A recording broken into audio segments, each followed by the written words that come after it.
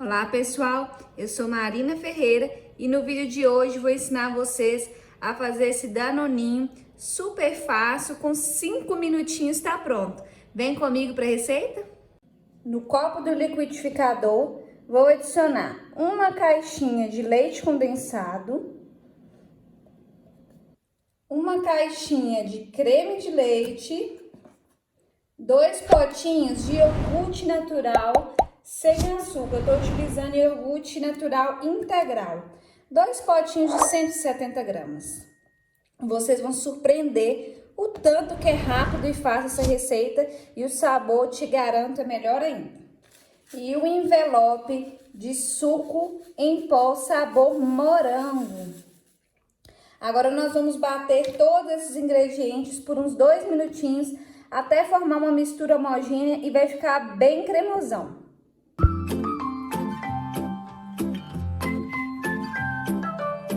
Já bati bem todos os ingredientes e olha só a consistência desse danoninho.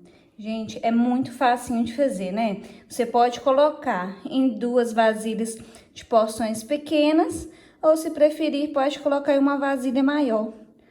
Olha, gente, eu fico assim apaixonada, eu acho lindo a consistência, a cremosidade que fica. Imagina depois que a gente levar para gelar.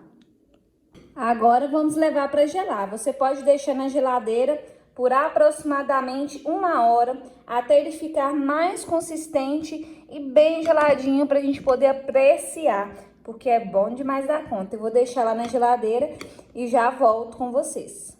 Já ficou pronto, é bem rapidinho e dá para ver que ele já tá bem firme, olha só, bem geladinho.